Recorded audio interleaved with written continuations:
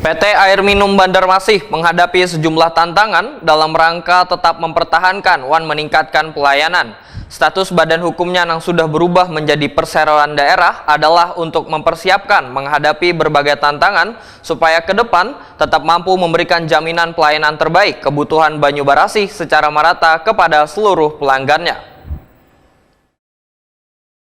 PT Air Minum Banjarmasin menghadapi sejumlah tantangan dalam rangka untuk tetap mempertahankan dan meningkatkan pelayanan. Status badan hukumnya yang sudah berubah menjadi perseroan daerah adalah untuk mempersiapkan menghadapi berbagai tantangan supaya ke depan tetap mampu memberikan jaminan pelayanan terbaik kebutuhan Banyu Barasih secara merata kepada seluruh pelanggannya. Wayah ini diantaranya ada 3 masalah tantangan besar yang akan dihadapi PT Air Minum Banjarmasin, yaitu masalah sumber pendanaan atau penyediaan investasi, tetap terpenuhinya ketersediaan banyu baku, dan permasalahan pemasangan jaringan perpipaan. Demikian diperintahkan Wakil Ketua Komisi 2 DPRD Banjarmasin Bambang Yanto Permono oleh Tokuni Prima TV Cilang Tengah hari Senin 30 Januari 2023. Menurut politisi Partai Demokrat ini, keinginan PT Air Minum Banjarmasin untuk memberikan pelayanan kadang hanya terkendala dengan permodalan, namun terkendala pula dalam pemasangan perpipaan.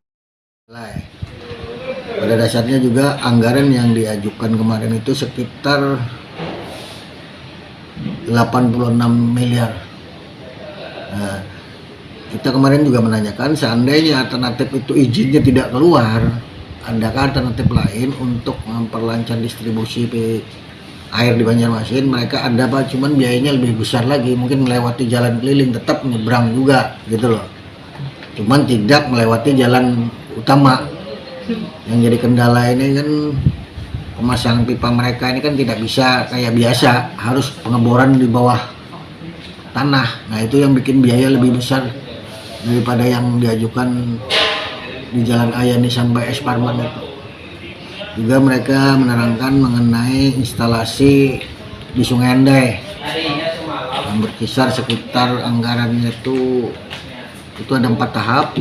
Tahap pertama sudah mulai dikerjakan, tahap kedua, tahap ketiga dan keempat ini yang paling besar, anggarannya sekitar 140 miliar. Begitu tingginya modal yang tengah dihadapi PT Air Minum Banjarmasin ini, maka Bambang Yanto Permono berharap adanya investor yang bisa bekerja sama untuk meningkatkan pelayanan hingga bisa mencakup daerah terujung di kota Seribu Sungai ini.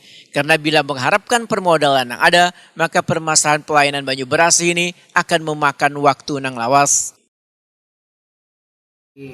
Di Sungai Andai yang berkisar sekitar anggarannya itu ada 4 tahap. Tahap pertama sudah mulai dikerjakan, tahap kedua, tahap ketiga dan keempat ini yang paling besar, anggarannya sekitar 140 miliar.